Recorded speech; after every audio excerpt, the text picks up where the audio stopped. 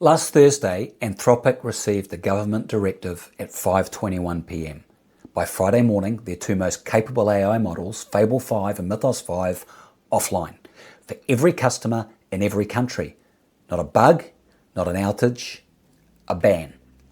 Anthropic disagreed with the grounds, but it didn't matter. The models came down. Now, if you've got workflows, products, or an entire business model built on top of these models, you just found out what borrowed infrastructure really means. The uncomfortable question underneath this story isn't about Anthropic. It's about you. What happens to your native AI business when the ground moves? Let me give you a real example of what this looks like on the ground. We're currently working on a large technology transformation program, and the client's delivery vendor has introduced AI into the development process, specifically to accelerate the velocity of building some pretty complex code. And it's working. The speed at which functional code is being produced has genuinely increased. Development cycles that would have taken weeks are being compressed. From a pure output perspective, the numbers look good. Then we hit SIT. Systems integration testing. That point where you take what's been built and you run it through the validation pipeline, integration testing, smoke testing, UAT, the point where you find out whether what was built actually works in the context of everything else. And what we discovered is that the normal process, the one the client, the vendor, and our team all understood, stopped working in the way that anyone expected. Not because the code was wrong. The AI-generated code was doing what it was asked to do. They were different enough from traditionally written code that the testing frameworks and the validation protocols the team had relied on weren't fit for purpose anymore. The defects we were finding weren't the defects anyone had planned for. The integration points were creating issues that no one had seen in that form before. And here's the thing that made it genuinely complex. There was no simple escalation path. With human-written code, when something unexpected comes out of SIT, you go back to the developer. You have a conversation, you trace the decision. With AI-generated code, that conversation looks different. So what should have been a delivery acceleration became, at least for a period, a delivery redesign. Not because anyone made a mistake, but because the introduction of AI into the development process created a new kind of change that no one, including us, had fully planned for. That's what emergent technology disruption looks like from the inside.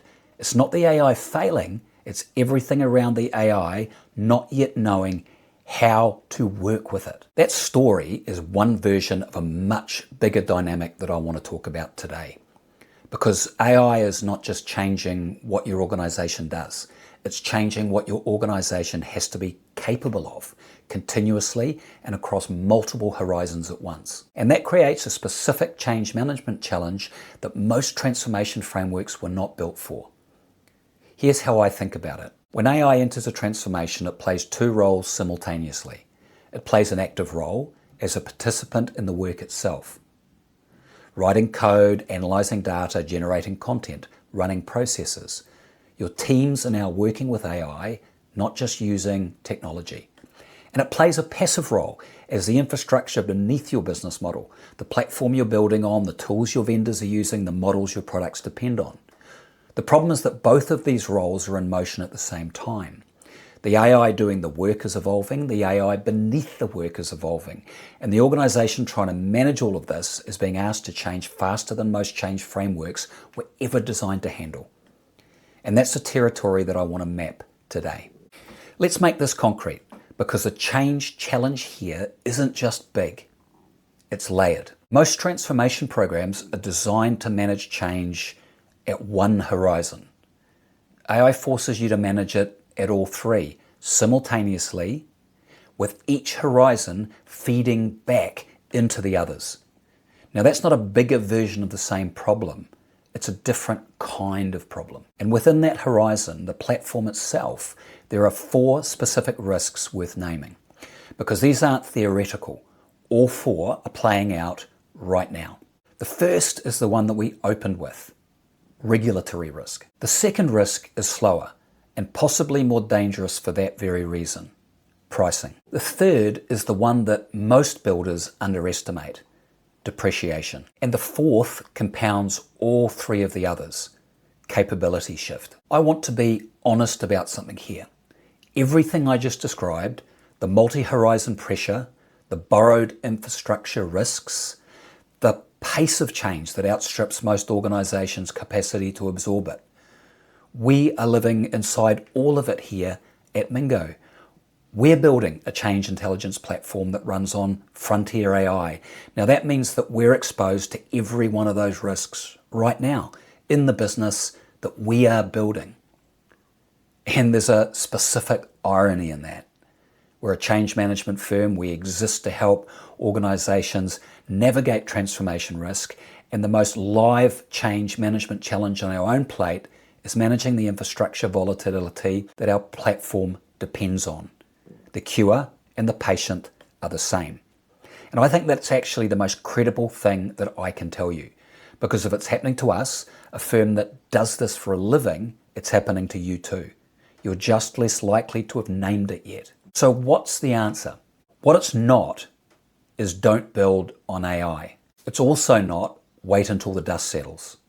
The dust is not settling. The pace is accelerating, and the organizations pulling back to wait for stability are the ones falling behind. The answer is to bring a genuine change management discipline to a set of problems that most organizations are still treating as IT problems. Here's what I keep coming back to. We've spent decades building the discipline of change management around a relatively stable premise. Technology changes, people resist, you manage the gap. AI breaks that premise, because now that technology isn't just changing your organization. It's changing at a rate that means your organization has to be in a permanent state of calibrated motion.